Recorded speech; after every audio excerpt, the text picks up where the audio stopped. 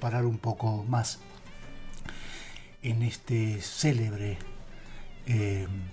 caudillo argentino. Y utilizo la palabra célebre intencionalmente. Célebre como notable, como famoso, pero célebre también de celebrar, ¿no? La figura de Facundo Quiroga es para celebrar. ¿Por eso se dice celebridad? Por eso se dice celebridad. Y caudillo argentino, caudillo viene de caudal, que de alguna manera bien tiene que ver con la riqueza. Y caudillo también viene de capitin, que tiene que ver con jefe, cabeza. Digamos que los significantes, las palabras, hacen a lo que se dice y a lo que se significa y lo que se resignifica. Claro, es que la palabra es muy importante, sí, y sí, los significantes son importantes. Sí, y sobre todo cuando nos detenemos en la palabra, ya sea en la etimología o en el desplazamiento metonímico al cual lleva cualquier palabra. Hablar de Facundo Quiroga es casi como en Mendoza, una obligación si seguimos esta tónica de recortes históricos de Mendoza. ¿Y por qué? Esto es lo que vamos a ir desarrollando brevemente ahora. ¿En qué año estamos ubicándonos? Facundo Quiroga fue asesinado en 1835. ¿Sí? Bien. Pero primero quisiera transmitir algunas consideraciones, Miriam, sí, sobre el caudillismo en nuestra patria. Es necesario recordar que después de Mayo, Buenos Aires quiso posicionarse como la cabeza de las provincias. En realidad, lo que querían eran las suculentas ganancias que producían las provincias.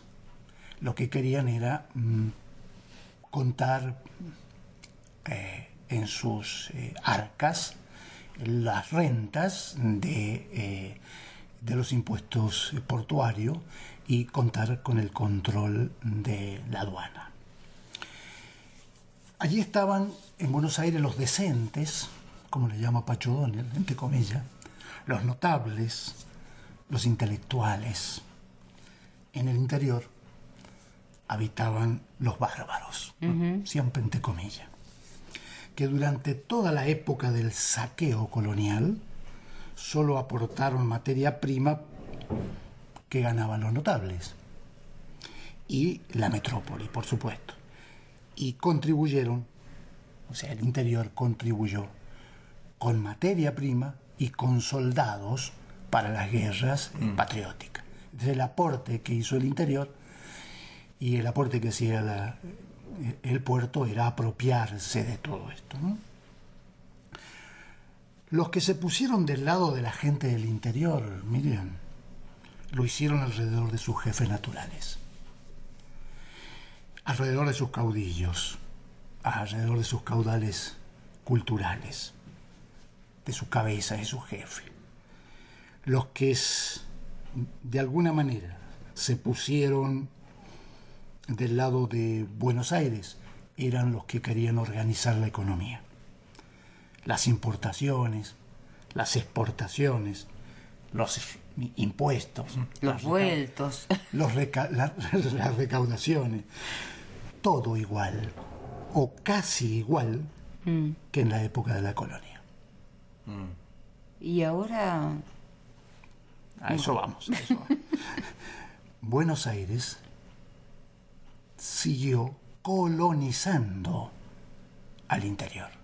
Este es el motivo de las guerras civiles. El interior que no quería dejarse colonizar nuevamente por Buenos Aires. Por eso se perdió Paraguay. Por eso se perdió el Alto Perú. La banda oriental. Por eso se perdió la banda oriental. Tampoco debemos olvidar que el caudillo, por autonomía, el primer caudillo, fue Artigas. Uh-huh. La historia argentina contada, escrita, narrada por los unitarios liberales o por los provincianos aporteñados, que es lo mismo, puso a los caudillos en el lugar de la barbarie, en el lugar de la crueldad, en el lugar de la ignorancia, influyendo en la memoria colectiva de muchas generaciones. Por supuesto, deformando la realidad histórica. El tigre de los llanos, jóvenes, es un apelativo que no solo identifica a un hombre notable de la historia argentina, sino también una condición de valentía, una condición de coraje, de honor, de inteligencia. Por supuesto, es un apelativo que es sinónimo de lucha popular. Ese es el tigre de los llanos. ¿Por qué se le llamó tigre de los llanos? Y Sarmiento dice una cantidad de cosas relacionadas a su pariente lejano, Facundo Quiroga.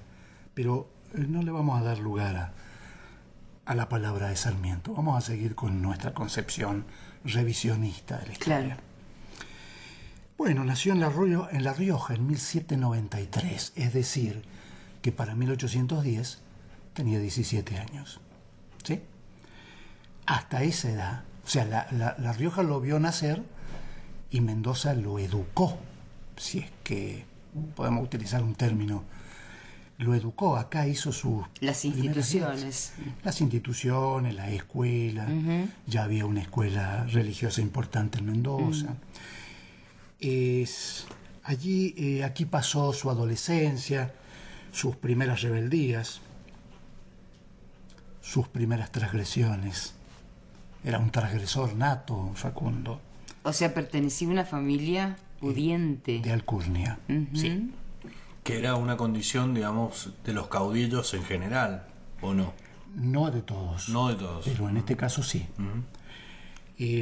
Pacho Donne hace un estudio muy interesante de los antecedentes familiares de Facundo Quiroga.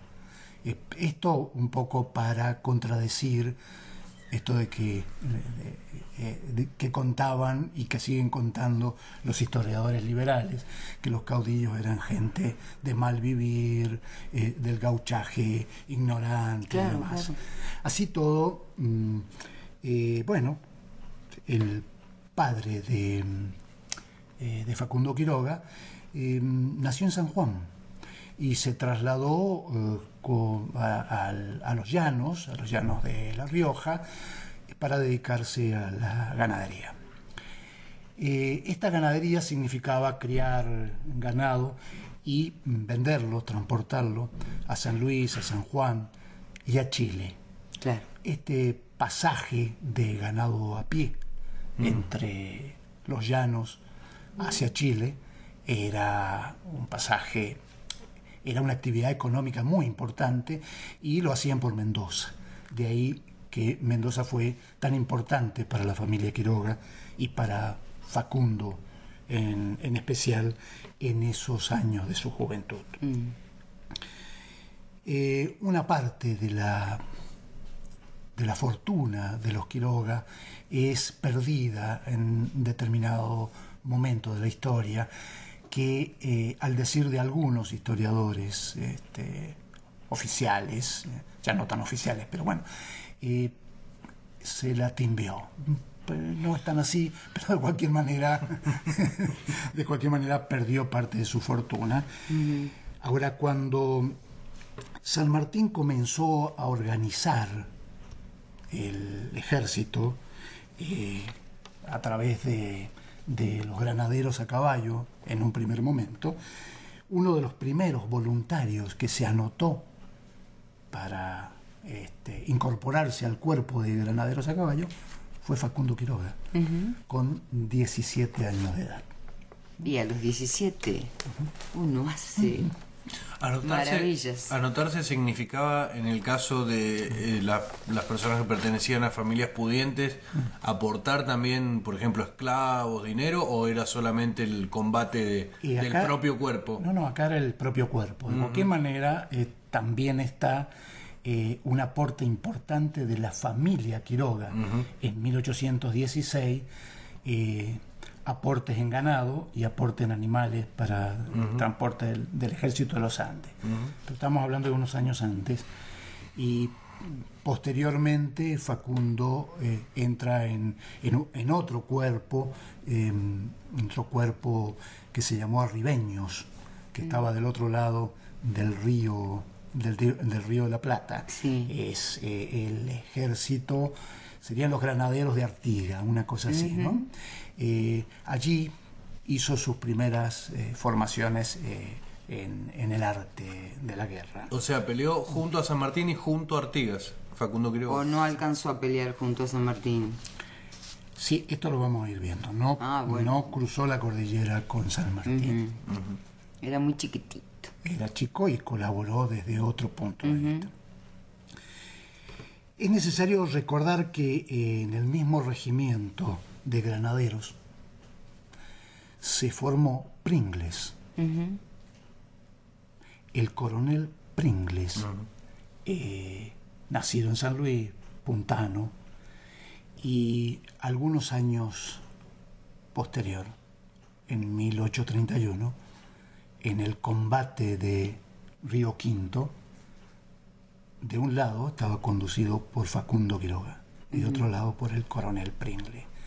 En ese combate muere Pringles, que era un representante unitario, digamos, Claro. ya definidamente liberal. Habían sido compañeros entonces de armas a los 17 años en Granaderos a Caballo.